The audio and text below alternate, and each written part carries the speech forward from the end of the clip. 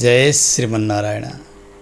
अखिले हे प्रत्यनीक कल्याणैकतान श्वेतर समस्त वस्तु विलक्षण अनंत ज्ञानानंदैक स्वरूप परात्पर परब्रह्म परमेश्वर आचार्य श्रीचरण समस्त आचार्य वर्ग समस्त भक्त भागवत मंडली सबैमा यथोचित वंदन गर्दै भगवान श्री कृष्णचन्द्रको अत्यन्तै प्रियतम महिना श्री पुरुषोत्तम मास, हामी पुरुषोत्तम मासको आज ब्रिहन नारदीय पुराण अन्तर्गतको पुरुषोत्तम मास महात्म्यका माध्यमले श्रवण गर्दै आइरहेका छौँ।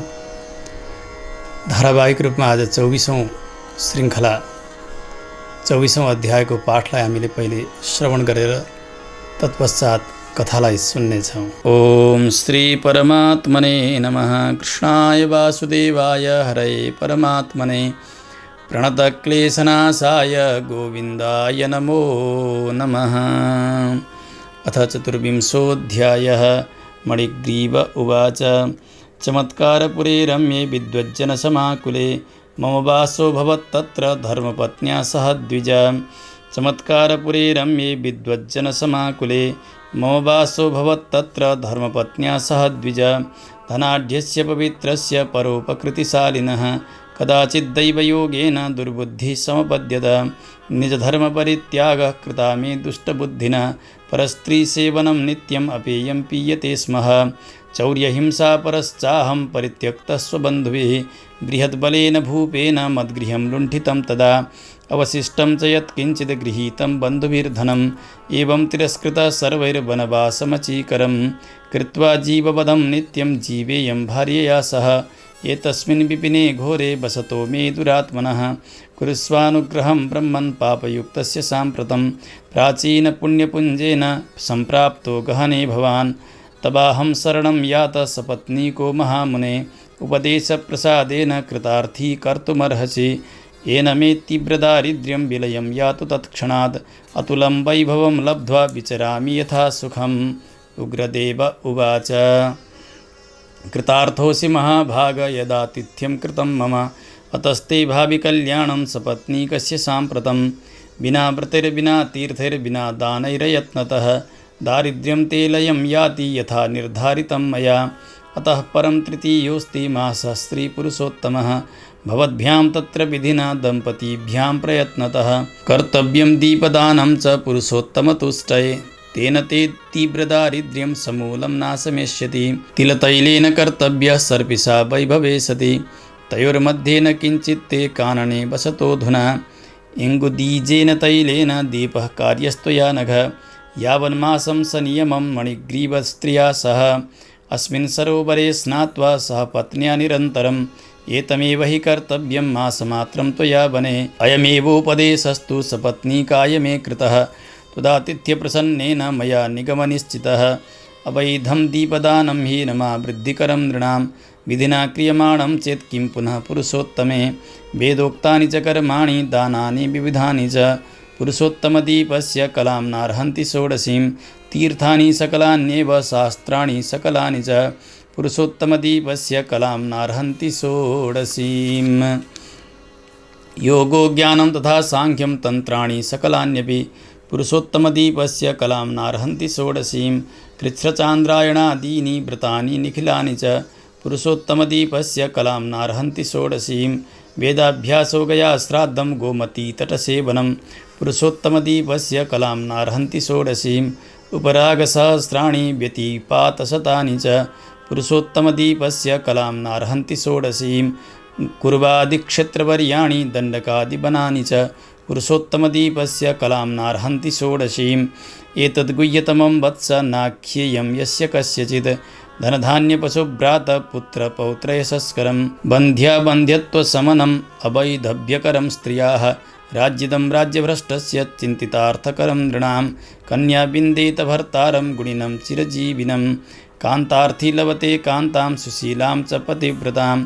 विद्यार्थी लभते विद्यां सुसिद्धिं सिद्धिकामकः कोशकामो लभेत् कोशं मोक्षार्थी मोक्षमाप्नुयात्।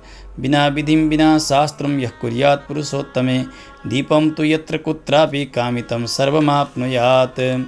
किं पुनर्विधिना वत्स दीपदानं प्रयत्नतः तस्माद्दीपः प्रकर्तव्यो मासे श्रीपुरुषोत्तमे एतदुक्तं मया तेद्य तीव्रदारिद्र्यनाशनं स्वस्तितेस्तु गमिष्यामि सन्तुष्टः सेवया तव अगस्त्य उवाच इत्युक्त्वा विप्रवर्योऽसौ प्रयागं सञ्जगामः द्विविजं मुरलीहस्तं मनसा श्रीहरिं स्मरन् अनुगत्योग्रदेवं तं कियन्मासं निजाश्रमात् पुनराबभ्रतुर्नत्वा दम्पतिरिष्टमानसौ आसाद्य स्वाश्रमं भक्त्या पुरुषोत्तममानसौ निन्यतुर्मासयुगलं द्विजभक्तिपरायणौ गते मासद्वये श्रीमान् आगतः पुरुषोत्तमः तौ तस्मिन् चक्रतुर्दीपं गुरुभक्तिपरायणौ इङ्गुदीजेन तैलेन वैभवार्थमतन्द्रितौ एवं तयोः कृतवतोर्जगाम पुरुषोत्तमः उग्रदेवप्रसादेन विनिर्धूतमनोमलौ कालस्य वशमापन्नौ पुरन्दरपुरीं गतौ तत्रत्यं भोगमासाद्य पृथिव्यां भारताजिरे उग्रदेवप्रसादेन वरं जनुरवापतुः वीरबाहुसुतस्त्वं च चित्रबाहुरिति श्रुतः पूर्वस्मिन् यो मणिग्रीवो मृगहिंसापरायणः इयं चन्द्रकला नाम्नी महिषी याधुना तव सुन्दरीति समाख्याता पुनर्जनुषितेऽङ्गना पातिव्रत्येन धर्मेण तवाद्याङ्गार्धहारिणी पतिव्रता हि या नारी पतिपुण्यार्धभागिनी कृतेन दीपदानेन मासे श्रीपुरुषोत्तमे इङ्गुदीजेन तैलेन तव राज्यम् अकण्टकं किं पुनः सर्पिषा दीपं तिलतैलेन वा पुनः यः करोति ह्यखण्डं वै मासे श्रीपुरुषोत्तमे पुरुषोत्तमदीपस्य फलमेतन्न संशयः किं पुनश्चोपवासाद्यैश्चरतः पुरुषोत्तमं वाल्मीकिरुवाच चित्रबाहुचरितं पुरातनं सन्निरूप्य कलशोद्भवो मुनिः सत्कृतिं समधिगम्य तत्कृताम् अक्षयासि समुदीर्य निर्ययौ चित्रबाहुचरितं पुरातनं सन्निरूप्य कलशोद्भवो मुनिः सत्कृतिं समधिगम्य तत्कृताम् अक्षयासि समुदीर्य निर्ययौ हरिः ओं तत्सत् श्रीबृहन्नारदीयपुराणे पुरुषोत्तममासमाहात्म्ये श्रीनारायणनारदसंवादे दृढधन्वोपाख्याने दीपदानमाहात्म्यकथनं नाम चतुर्विंशोऽध्यायः। श्रीहरये नमः। कृष्णाय वासुदेवाय हरये परमात्मने प्रणतक्लेशनाशाय गोविन्दाय नमो नमः। श्रीकृष्ण गोविन्द हरे मुरारे हे नाथ नारायण वासुदेव अनन्त वैकुण्ठ मुकुन्द कृष्ण गोविन्द दामोदर माधवेति। यसरी 24औं अध्यायको पाठलाई हामीले श्रवण गऱ्यौँ। अब कथामा प्रवेश गर्नु अघि 23औं अध्यायसम्म आउँदा हिजोसम्म हामीले के श्रवण गऱ्यौँ विषय सूचीका रूपले संक्षेपमा श्रवण गरेर आजका विषयमा हामी प्रवेश गर्नेछौँ। नैमिषारण्य क्षेत्र परम पवित्रतम स्थान अष्टभू वैकुण्ठमध्ये एउटा वैकुण्ठ जहाँ ऋषिहरू यज्ञ गरेर बस्नुभएको छ। सुतजीको आगमन भयो। ऋषिहरूले शास्त्रको सार सुनाउनुहोस्, लोकको कल्याणको उपाय बताउनुहोस्, जिज्ञासा गर्नुहुन्छ। सुतजीले भगवान नारायण र नारदजीको दिव्य संवादलाई सुनाउनु भयो, जस अन्तर्गत भगवान श्रीकृष्णको पाण्डवहरूका साथमा संवाद, पुरुषोत्तम मासको प्राकट्य, पुरुषोत्तम नाम अनि पुरुषोत्तम भगवानद्वारा अधिष्ठित हुनुको कारण र निष्काम महिना जसमा भगवत भक्तिकै बहानाद्वारा नै व्रत गरिन्छ, भगवानमा प्रेम होस् भन्नका निमित्त नै त्यस्तो महात्म्यलाई बताएर पुरुषोत्तम मासको व्रत तपाईँहरूले गर्नुभयो भने अब अगाडि गुमेको राज्य प्राप्त गर्नुहुन्छ भनेर भगवान श्रीकृष्णले उपदेश गर्नुभयो। पाण्डवहरूले त्यसै गरेर हस्तिनापुरको राज्यलाई प्राप्त गर्नुहुन्छ। त्यस पछाडि महाराज दृढधन्वाको चरित्र प्रारम्भ भएको छ। एउटा सुगाले वनमा गएका समयमा राजन यत्रो वैभव प्राप्त गरेर पनि तपाईँले आत्मकल्याणका लागि केही चिन्ता गर्नुभएको छैन भने तपाईँ कसरी मुक्त हुनुहुन्छ? मानव जीवन प्राप्त गरिसकेपछि आत्मकल्याणका लागि व्यक्तिले चिन्ता गर्नुपर्छ। बार बार त्यसले मनुष्यको जस्तो आवाज निकालेर भनिरह्यो। राजा चकित हुनुहुन्छ, चिन्तित पनि हुनुहुन्छ। दरबारमा आउनुहुन्छ। वाल्मीकि ऋषिको आगमन भयो। ऋषि वाल्मीकिसँग यही नै जिज्ञासा गर्नुभयो, प्रभु त्यो सुगाले के भनेको मैले थाहा पाइनँ। वाल्मीकि ऋषिले महाराज दृढधन्वाको पूर्वजन्मको आख्यानलाई सुनाउनुभयो। उहाँ एक ब्राह्मण हुनुहुन्थ्यो, दक्षिण भारतमा सुदेव नाम गरेका यी रानी ब्राह्मणी हुनुहुन्थ्यो। सन्तान थिएनन्, भगवानको आराधना गर्नुभयो। ताम्रवर्णी नदीका तटमा बसेर उग्र तपस्या गरेर भगवान दर्शन दिन आउनुहुन्छ। सन्तान माग्नुभयो भगवानसँग।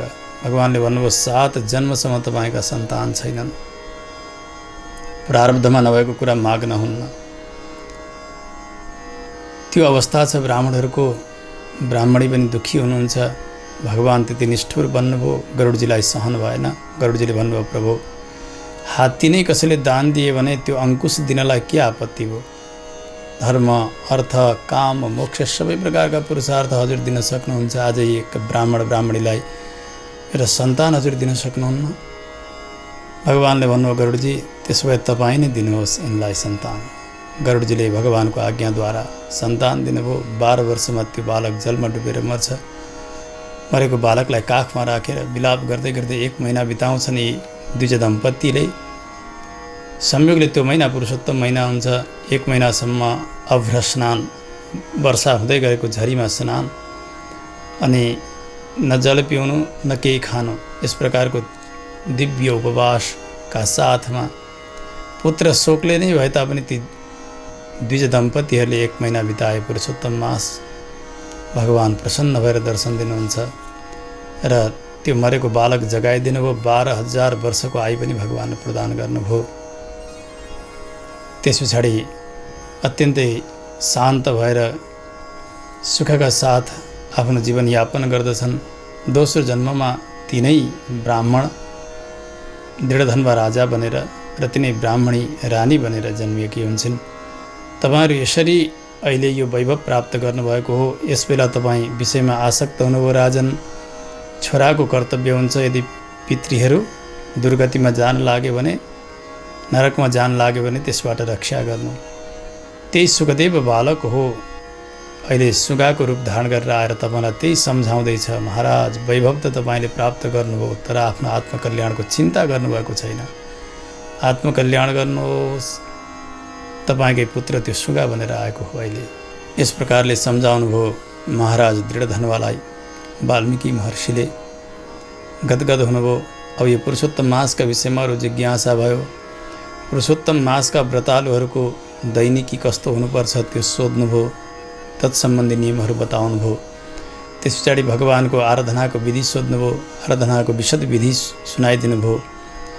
त्यस पछाडि भक्ष्याभक्ष्य खाने नखाने के हुन् पुरुषोत्तम मासमा, ती सबै चिज बताउँदै बताउँदै वाल्मीकि महर्षि अगाडि उपदेश गरिरहनु भएको छ। यहाँ एक चित्रबाहु नाम गरेका राजा रानी हुनुहुन्छ, चन्द्रकला नाम गरेकी। उहाँहरू पनि अत्यन्तै वैभवशाली हुनुहुन्थ्यो। एक दिन अगस्त्य मुनिको आगमन हुन्छ।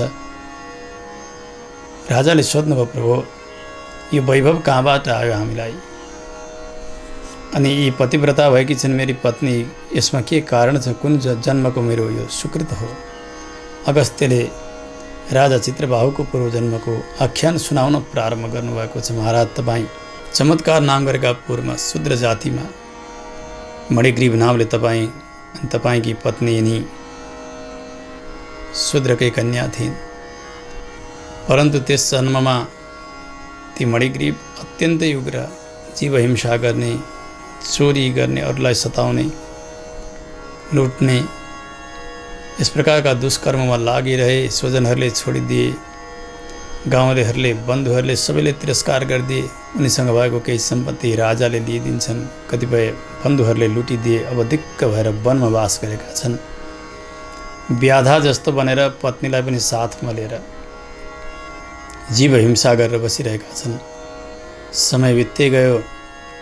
त्यस वनको बाटो भएर कतै जानका लागि एक उग्रदेव नाम गरेका नैष्ठिक ब्राह्मण आउनुहुन्छ। बाटो भुल्नुभयो उहाँले। वनमा घोर जङ्गल थियो। अब यतातिर भोकले प्यासले आक्रान्त हुँदाहुँदै ब्राह्मण मूर्छा पर्नुहुन्छ। यी शूद्र दम्पतिहरूले देखे, उठाए, लगे आफ्ना कुटीमा। केही समय पछाडि होस आयो। सोध्नुभयो त्यो वनबाट मलाई यहाँ कसले लिएर आयो? सबै आख्यानहरू बताइदिए। तपाईँ यसरी मूर्छा पर्नुभएको थियो अनि लिएर आयौँ। अब यहाँ सरोवरमा अत्यन्त मिठो जल छ, यहाँ पाकेका फलहरू छन्। अब यो जलमा स्नान गर्नुहोस्, जल पिउनुहोस् अनि यी फलहरू भोजन गर्नुहोस् प्रार्थना गर्दछन् यिनीहरूले। ती पत्नी शूद्र पत्नीले गएर फलहरू लिएर आइन्, सबै सामग्रीहरू ऋषिका अघिल्तिर राखिदिन्। ब्राह्मण उग्रदेव मुनिले भन्नुभयो, तपाईँलाई मैले चिनेकै छैन, तपाईँको हातको मैले कसरी खानु? ब्राह्मणले भोजन गर्नका लागि कसका हातको लिने, कसका हातको नलिने, के खाने के नखाने यस्ता नियमहरू हुन्छन्। को हुनुहुन्छ तपाईँ? मणिग्रीवले आफ्ना सारा पूर्वजन्मको वृत्तान्त सुनाउनका निमित्त प्रारम्भ गरेका छन्। यो 24औं अध्यायमा मणिग्रीव भन्छन् उग्रदेव ब्राह्मणलाई, हे ब्राह्मण देवता सुन्नुहोस्, चमत्कार पुरे रम्ये विद्वज्जनसमाकुले मम वासो भवत्तत्र धर्मपत्न्या सह द्विज। चमत्कार नाम गरेका पुरमा थिएँ म, धेरै धेरै विद्वानहरू त्यहाँ बस्नुहुन्थ्यो, मेरी पत्नीका साथ म थिएँ। त्यसबेला पहिले त म अत्यन्तै धनी थिएँ, पवित्र थिएँ, परोपकार गर्थेँ। मेरो भाग्य नि त्यस्तो भएछ, एकाएक मेरो बुद्धि बिग्रियो। कदाचित दैव योगेन दुर्बुद्धि समपद्यत। हेर्नु, सबै ठिकठाकै रहँदा पनि एकाएक व्यक्तिको बुद्धि भ्रष्ट भएर व्यक्ति नगर्ने कार्यतर्फ लाग्दछ। यिनी भन्छन् त्यस्तै हुन गयो। मैले आफ्नो वर्णाश्रम धर्मलाई छोडेँ, मैले अर्काकी पत्नीमा गमन गरेँ, नपिउने त्यस्ता मदिराहरू पिउन थालेँ, चोरी गर्न थालेँ, हिंसा गर्न थालेँ। सबैले मलाई तिरस्कार गर्न थाले, स्वजनहरूले, बन्धु बान्धव सबैले पनि मलाई धेरै नै दण्ड राजाले पनि दिए। उस समयमा भएको सम्पत्ति उनीहरूले लिन्छन्, अलिअलि भएको चोर डाका फटा बन्धु सबैले लुटेर लिदिए, सबैद्वारा तिरस्कृत भएँ। उपाय भएन त्यो गाउँमा बस्नका लागि, अनि म यो वनवासका निमित्त आएँ पत्नीलाई लिएर। हे मुने सुन्नुहोस्, कृत्वा जीववधम नित्यम जीवेयम भार्यया सह एतस्मिन् विपिने घोरे बसतो मे दुरात्मनः। पेट त पाल्नै पर्यो नि। यहाँका मृग आदि गरेका जानवरहरूको शिकार गर्छु अनि त्यसैबाट पेट पालिरहेको छु। पत्नीका साथमा यहाँ आएको छु, धेरै वर्ष भयो। आज भगवानका कृपाले हजुरको आगमन भयो। हे ब्राह्मण देवता, हजुरले कृपा गरिबक्स्योस्। मैले कुनै त्यस्तो प्राचीन पुण्य गरेको रहेछु जसका कारण आज यस्तो घोर वनभित्र पनि हजुर जस्ता तपस्वीको मैले दर्शन गर्न पाइरहेको छु। म पत्नीसहित हजुरका चरणको आश्रय लिइरहेको छु। प्रभु उपदेश गरिबक्स्योस्, के गर्दा मेरो तीव्र दारिद्र्य दुःख हट्छ, मेरो बुद्धि शुद्ध हुन्छ, अतुलनीय वैभव प्राप्त गर्न सक्दछु, त्यस्तो उपाय हजुरले आज्ञा गरिबक्स्योस्। उग्रदेव ब्राह्मणले सम्झाउँदै भन्नु, हे मणिग्रीव सुना, तिमीले मेरो आतिथ्य गर्यौ नि, सेवा गर्यौ, प्रसन्न भएको छु। मेरो त प्राण नै जान लागिराखेको थियो।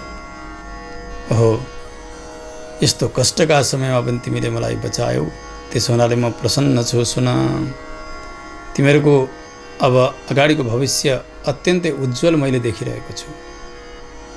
बिना व्रतैर बिना तीर्थैर बिना दानैः अयत्नतः दारिद्र्यम तेलयम याति यथा निर्धारितम मया।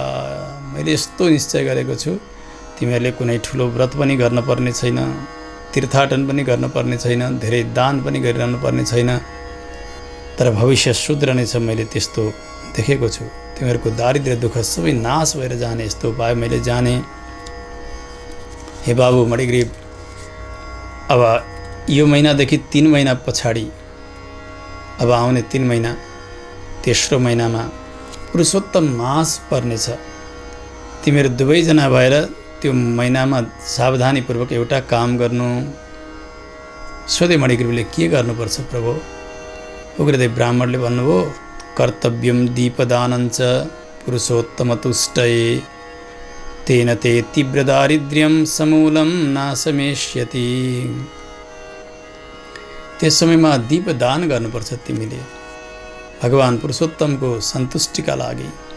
भगवान प्रसन्न भएपछि तिमीहरूको तीव्र दारिद्र्य दुःख नाश भएर जानेछ। त्यो दीप जलाउने 1 महिनासम्म सम्भव हुन्छ भने गाईका घिउले जलाउने, सम्भव हुँदैन तिलका तेलद्वारा गर्ने। यदि तिमीहरू वनमा बसेका छौ, अब न तिल मिल्दछ न घिउ मिल्दछ भन्छौ भने यसका लागि अर्को पनि उपाय छ। इङ्गुदी नाम गरेको एउटा फल हुन्छ, त्यसको तेल निस्कन्छ। त्यो इङ्गुदीको तेलद्वारा पनि तिमीहरूले यो दीप जलाउन सक्छौ। यो इङ्गुदी भनेको चिउरी भनेर पनि यसरी बताउनु भएको छ कतिले। एउटा वनस्पति, त्यो चिउरीको तेल घिउ जस्तो बनेर आएको हुन्छ, त्यो हेर्दा घिउै जस्तो लाग्दछ, त्यसबाट पनि बत्ती बल्दछ। तिमीहरू वनमा छौ नि, त्यसो भएको हुनाले त्यो चिउरीका तेलबाट पनि तिमीहरूले बत्ती बाल्न सक्छौ। 1 महिनासम्म नियमपूर्वक त्यो अखण्ड दीपलाई जलाइराख। यही सरोवरमा स्नान गर्नु, शुद्ध हुनु, अनि जो आउँछन् र आफ्नो शक्ति जस्तो छ त्यस्तो प्रकारको आतिथ्य सेवा इत्यादि सम्पन्न गर्नु। म पनि आज प्रसन्न छु तिमीहरूको आतिथ्यबाट। यदि विधिपूर्वक दीपदान गर्ने हो भने कति फल मिल्छ। विधिहीन दीप जलायो भने त फल मिल्छ भने, जसले विधिपूर्वक दीप प्रज्वलन गरेको छ भने अवश्य पनि उसको सम्पत्तिमा वृद्धि हुन्छ, लक्ष्मीको वृद्धि हुन्छ। त्यसमा पनि पुरुषोत्तम मास होस्, विधिपूर्वक दीप जलाइएको होस्, यसको त अक्षय फल मिल्दछ।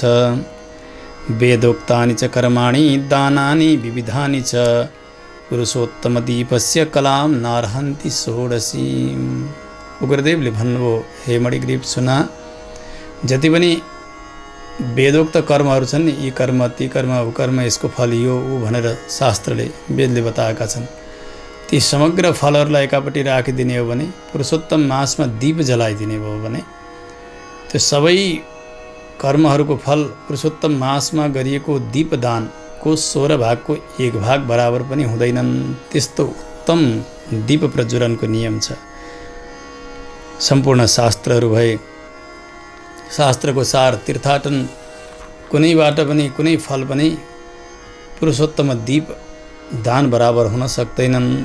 योग भयो, ज्ञान भयो, साङ्ख्य भयो, तन्त्रहरू भए, यी जतिका फलहरू बताइएको छ यी साधनहरूद्वारा पुरुषोत्तम महिनामा दीपदान गरेका 16 भागको 1 भाग बराबर तिनीहरू हुँदैनन्। कृष्ण चान्द्रायण आरती गरेका व्रतहरू छन्, तिनीहरूको फल पनि पुरुषोत्तम मास बराबर हुँदैन, दीपदान गरे बराबर हुँदैन। वेदाभ्यास, गयामा श्राद्ध, गोमतीमा गएर बास बस्नु, गोमती तटमा, जति फल मिल्दछ नि यो पुरुषोत्तममा दीपदान गरेको 16 कलाको 1 कला बराबर पनि हुँदैन। उपराग सहस्राणि व्यतिपात शतानि च पुरुषोत्तम दीपस्य कलाम नार्हन्ति षोडशी। उग्रदेवले अगाडि बताउँदै जानुभयो, हे मणिग्रीव सुन, ग्रहण लाग्यो 1-2 पटक होइन, हजारौँ पटक ग्रहण लाग्दा गरिएको दान होस् अथवा व्यतिपात आदि गरेका योगमा गरिएका दानहरू हुन्, 100औं पुरुषोत्तममा दीप दान गरेको 16 भागको 1 भाग तिनीहरू हुँदैनन्। कुरु आदि गरेका क्षेत्र, दण्डक आदि गरेका वन, त्यहाँ गएर वास गर्नु, भ्रमण गर्नु, त्यसको फल जति हो त्यो फल पुरुषोत्तम मासमा दीप दान गरेको 16 भागको 1 भाग पनि हुँदैन। यस्तो गुह्यतम उपदेश तिमीहरूलाई मैले गरिरहेको छु, कसैलाई पनि नसुनाउनु है। तिमीहरूले पुरुषोत्तम महिनामा दीपदान गर्नाले धनको वृद्धि हुन्छ, अन्नको वृद्धि हुन्छ, पशुमा वृद्धि हुन्छ, पुत्र पौत्र सबैलाई आनन्द दिनेवाला हुन्छ, सन्तान बढेर जान्छन्। कोही नारी बन्ध्या छिन्, सन्तान भएका छैनन् भने पुरुषोत्तम महिनामा यसरी अखण्ड दीप प्रज्वलन गर्ने विधिपूर्वक भगवानका सन्निधिमा भने उनको त्यो बन्ध्यात्व पनि जान्छ, उनका सन्तान जन्मन्छन्। कसैले अकालमा विधवा बन्न पर्दैन। जो राज्यबाट भ्रष्ट भएका राजा शासकहरू छन् तिनीहरूको पुनः त्यो राज्य बहाली हुन्छ। कन्या छिन्, उनले दीपदान गरिन् पुरुषोत्तम महिना भने उनले योग्य पति प्राप्त गर्दछिन्। गुणी अनि धेरै लामो बाँच्नेवाला पति हुन्छन् तिनी। जसले पत्नी चाहेका छन् उनले दीप प्रज्वलन गरून्, सुन्दरी पत्नी प्राप्त गर्दछन्।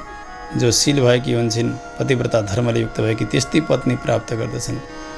विद्यार्थी लभते विद्याम सुसिद्धिं सिद्धिकामुकः कोशकामो लभेत् कोशम मोक्षार्थी मोक्षमाप्नुयात्।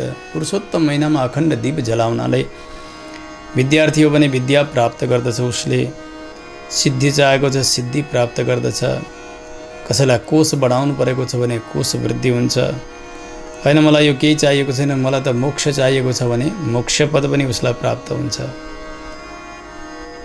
विधि बिना शास्त्र बिना जसरी तसरी पनि दीप प्रज्वलन गर्यो पुरुषोत्तम महिनामा जहाँ कहीँ पनि, भने जसरी तसरी पनि गरे तापनि पुरुषोत्तम महिनामा गरिएको दीपदानले उसलाई अनन्त पुण्य मिल्दछ। त्यसमा पनि विधिपूर्वक गर्ने हो भने त झन् यसको त कोही सीमा नै छैन। त्यस कारणले पुरुषोत्तम मासमा दीप प्रज्वलनको अत्यधिक महत्त्व छ। हेरे मणिग्रीव, तिम्रो यो तीव्र दारिद्र्य दुःख नाश हुन्छ। अब आउने तेस्रो महिना पुरुषोत्तम महिना दीप प्रज्वलन गर, तिम्रो कल्याण होस्। अब म जान्छु, तिम्रो सेवाले सन्तुष्ट छु भनेर त्यहाँबाट ती ब्राह्मण देवता फलाहार गरिसक्नु भएको छ, जलपान गरिसक्नु भएको छ। अब शरीर ठिकठाक भयो, आशीर्वाद प्रदान गर्नुभयो मणिग्रीवलाई र उनकी पत्नीलाई। त्यहाँबाट पुनः प्रयागतर्फ जानुभयो, जहाँ जानका लागि यहाँ हिँड्नु भएको थियो।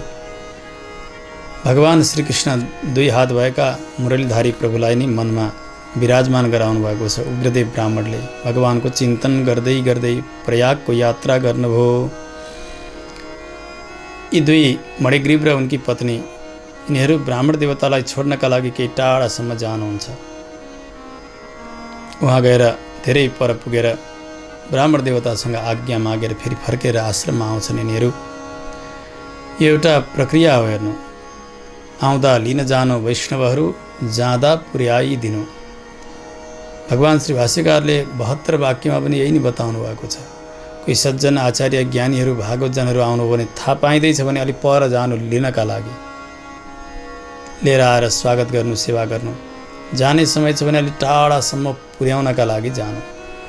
म जान्छु भन्दा हस् जानुहोस् भनेर आफू आसनबाट टसमस नगरिकन बस्नुहुन्न, केही परसम्म छोड्न जानुपर्छ भागवतजनहरूलाई। सङ्गत भएको छ यी ब्राह्मण देवताको। त्यस कारणले शूद्र जातिमा जन्मेका भए तापनि आज मणिग्रीवले पत्नीसहित ती ब्राह्मणका पछाडि पछाडि लागेर धेरै टाढासम्म छोड्नलाई जानुभयो। आज्ञा मागेर फर्केर आउनुहुन्छ। उग्रदेव मुनिले बताएको महिना आयो, अब तेस्रो महिना पुरुषोत्तम मास। आचार्यमा अत्यन्तै निष्ठा छ, उग्रदेव ब्राह्मणप्रति निष्ठा छ। यी शूद्र दम्पतिको दीप प्रज्वलन गरेका छन्। केही मिलेको थिएन, त्यही चिउरीका तेलमा दीप प्रज्वलन गरे। यिनीहरू वनवासी छन्। विधिपूर्वक त्यो दीप प्रज्वलन भइरहेको छ। भगवान सर्वेश्वर श्रीकृष्णलाई मनमा धारण गरेका छन्, गुरुका वाक्यलाई हृदयमा विश्वासपूर्वक धारण गरेका छन्। समय हुँदै आयो। अब त एक दिन पुरुषोत्तम मास पूर्ण भयो। प्रत्येक पुरुषोत्तम मासमा यसै गरिकन दीपदान गर्थे यिनीहरू। प्रारब्ध सकियो, वृद्धावस्था मिल्यो। त्यो वृद्धावस्था हुनुभन्दा पहिल्यै यिनीहरूलाई अतुलनीय वैभव यहाँ मिलेर गएको छ। सम्पत्ति, जब सम्पत्ति आयो, सम्पत्ति आउने बित्तिकै आफन्तहरू, स्वजनहरू, बन्धु बान्धव सबैले फेरि उसै गरी स्नेह गर्न थाल्छन्। सबैले प्यार गर्न प्रारम्भ गरे।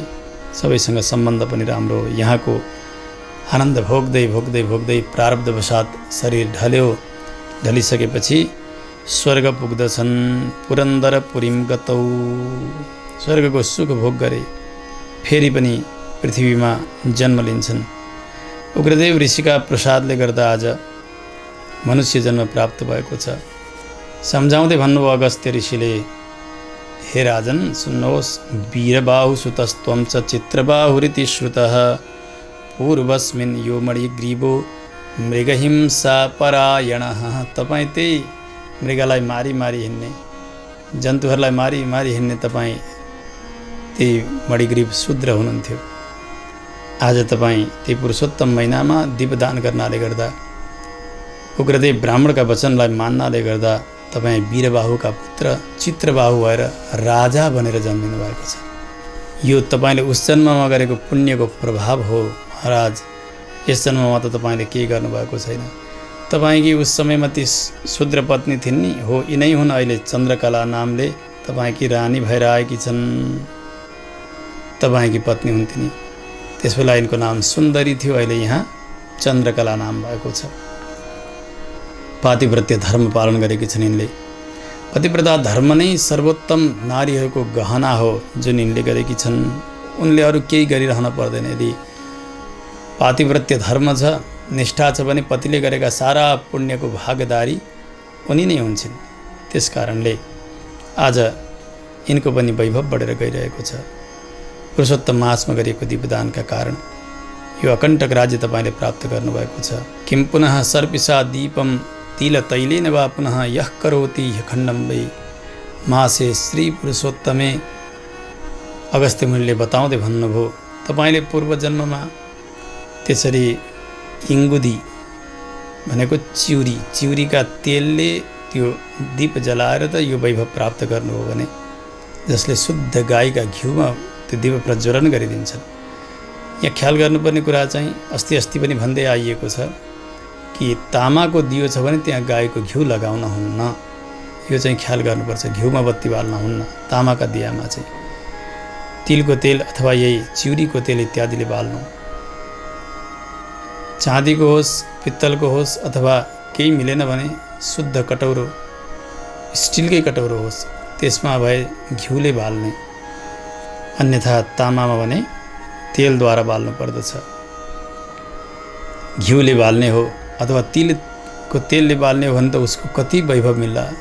हे महाराज, त्यो चिउरीका तेलले त यत्रो ऐश्वर्य तपाईँले प्राप्त गर्नुभयो। अखण्ड दीप प्रज्वलन गर्न प्रयास गर्ने। यदि दिनभर साथै रहन्छ, साँझसम्म घरबाट काहीँ गइन्न भने अखण्ड दीप प्रज्वलन गर्ने। त्यस्तै सङ्कल्प गरेर सुरु गर्ने। त्यो दीप प्रज्वलन गरिरहने। दीपमा दुईपट्टि बाती राखिदिने। कथनचित एकपट्टिको निभ्यो भने पनि अर्को त्यो त्यसै अग्निबाट प्रज्वलित भएको त्यो बत्तीको अग्नि रहिरहन्छ। त्यो बाती फेरिदिएर अर्को बाती राखिदिने, फेरि दुवैपट्टि जलाइरहने। यदि कोही काममा जाने, दिनभर नरहने अथवा राति पनि समयमा आइपुग्न नभ्याउने त्यस्तो केही छ भने अखण्ड दीपको सङ्कल्प नगर्नु। बिहान उठेर स्नान गर्नु, तिलक सन्ध्या गरिसकेर दीप प्रज्वलन गर्नु भगवानको सेवाकालमा। जतिन्जेल रहन्छ त्यसलाई छोडिदिने। फेरि साँझमा कामबाट आइसकिन्छ त्यो बाती फेरिदिने। फेरि पनि घिउ अथवा तेल के हो त्यो राखेर अनि साँझको सन्ध्या भगवानको सेवा, भोगराग, कीर्तन गरुन्जेलसम्म त्यसलाई जलिरहन दिने अनि आफू विश्राम गर्ने। यो आफ्नो अवस्था अनुसारले गर्नुपर्छ। सम्भव भएसम्म छुट्टी छ, रहन्छ घरैमै भने 1 महिनासम्म अखण्ड दीप प्रज्वलन गर्नुपर्छ। पुरुषोत्तम मासमा दीपदानको अत्यधिक महत्त्व शास्त्रले बताएका छन्। संसारमा भएका सुख मात्रै होइन, यसले साक्षात् भगवान पुरुषोत्तम प्रसन्न भएर त्यो मोक्ष पद पनि भगवानले प्रदान गर्नुहुन्छ। त्यसकारणले यस्तो उत्तम यो पुरुषोत्तम मासको दीपदानको महत्त्व बताउँदै हुनुहुन्छ। किं पुनश्चोपवासाद्यैः चरतः पुरुषोत्तमम्। उपवासै नगरिकन दीपदान गर्दा त यस्तो फल मिल्यो भने जसले विधिपूर्वक उपवास गरेर नियमपूर्वक पुरुषोत्तम मासका नियमहरूलाई पालन गरेर दीपदान गरेका छन् भने त उनमा भगवानको कृपा नहुने कुनै शङ्का नै रहेन। वाल्मीकि महर्षि सुनाउँदै हुनुहुन्छ दृढधनवालाई यो आख्यान, जुन अगस्त्यले चित्रबाहुलाई सुनाउँदै गर्नुभएको आख्यान हो। वाल्मीकिले भन्नुभयो, चित्रबाहु चरितं पुरातनं सन्निरूप्य कलशोद्भवो मुनिः सत्कृतिं समधिगम्य तत्कृताम् अक्षयासि समुदीर्य निर्ययौ। चित्रबाहुलाई पूर्वजन्मको आख्यान सुनाएर त्यसमा पनि दीपदानको महत्त्वलाई प्रष्ट बनाएर कलशोद्भव भनेका अगस्त्य ऋषि कलशबाट प्रकट हुनुभएको उहाँको सत्कार गर्दछन् यिनले। राजा चित्रबाहुले राजाको सत्कार स्वीकार गरेर आशीर्वाद प्रदान गरेर अगस्त्य ऋषि त्यहाँबाट आफ्ना गन्तव्यतर्फ जानुभयो। यहाँसम्मका पावन प्रसङ्गहरू पुरुषोत्तम मास महात्म्यको 24औं अध्यायमा संक्षेपमा वर्णन गरियो। जय श्रीमन्नारायण।